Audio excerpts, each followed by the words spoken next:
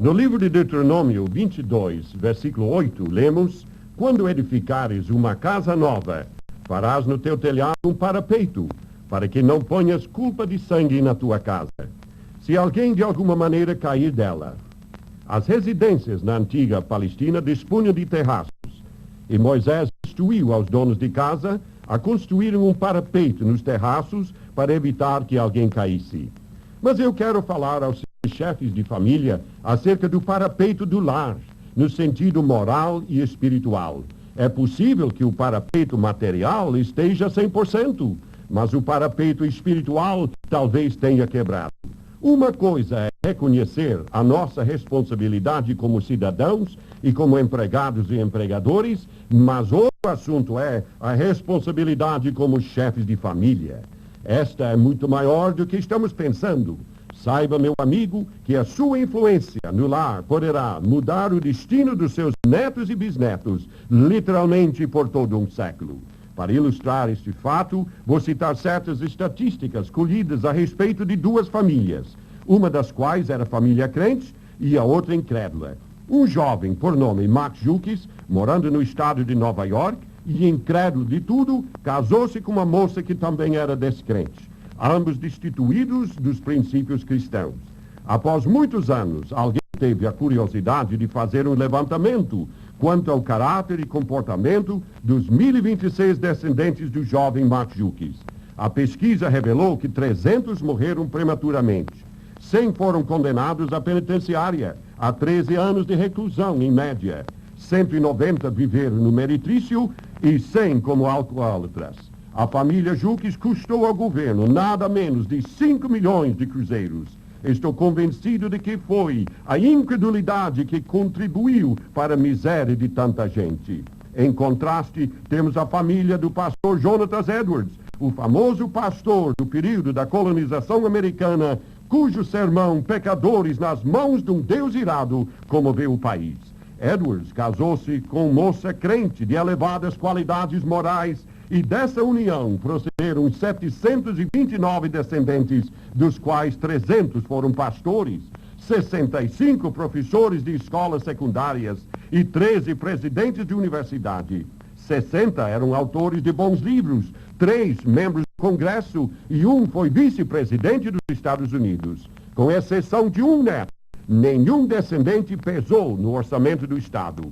A diferença, então, entre as duas famílias estava justamente na conversão a Cristo e na influência dos lares dos quais procederam. Jonathan Edwards, o pastor, construíra um parapeito no seu lar e Max Jukes deixou de fazê-lo. Quais as medidas que um chefe de família toma para construir o tal parapeito? Primeiramente, ele cuidará para que o lar seja cristão, um lar do bom viver, baseado no amor mútuo entre os cônjuges e demais membros. O lar é aquela unidade social estabelecida por Deus no princípio. No lar cristão abundam a alegria do céu e a fraternidade mais gloriosa que se conhece no mundo. Considero-me afortunado no maior grau possível por ter nascido em um lar como esse, onde pude contemplar o bom exemplo de um pai digno do nome cristão e de mãe igualmente fiel a Deus. Esse ambiente foi o parapeito espiritual com que o meu pai cercou o terraço de sua casa.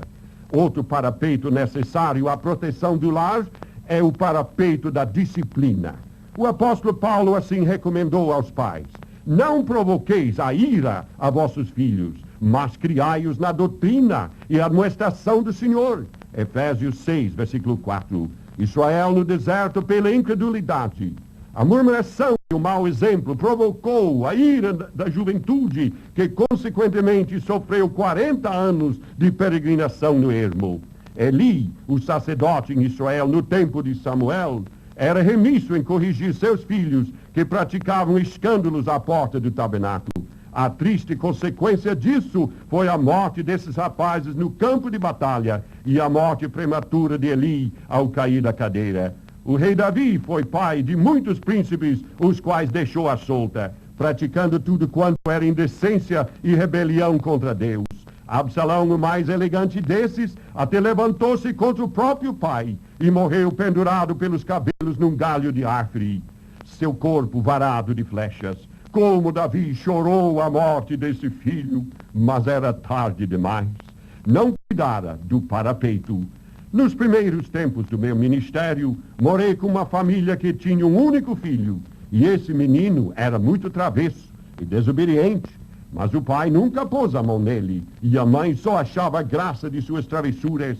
O resultado, o Guilherme tornou-se criminoso e homicida, sendo condenado à penitenciária.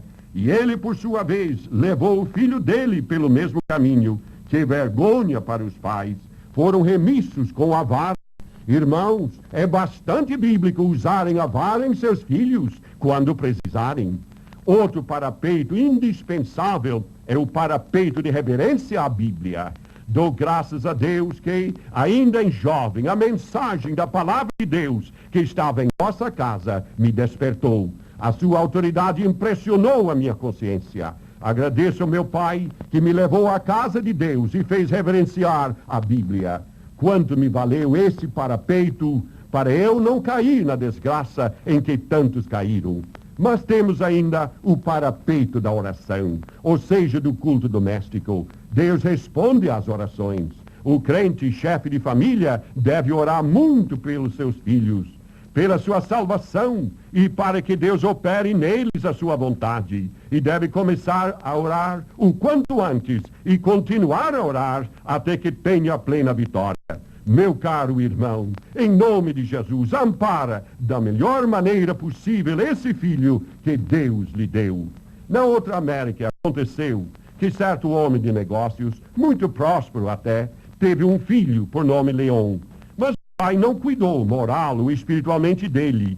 Quando o rapaz, ele virou-se para a vida boêmia, contraiu doenças venéreas e estava a ponto de suicidar-se. Quando o pai despertou, providenciou tratamento médico de 1 ano e teve alta, mas não fora curado. Tratou casamento com uma linda jovem e nasceu-lhes um único filho. A jovem mãe morreu de parto e o pai, ao contemplar o recém-nascido, percebeu que esse sofria de deficiência mental e exclamou: "Mas isso é mais do que posso suportar." Saiu do quarto, sacou de um revólver e suicidou-se. O menino, porém, escapou.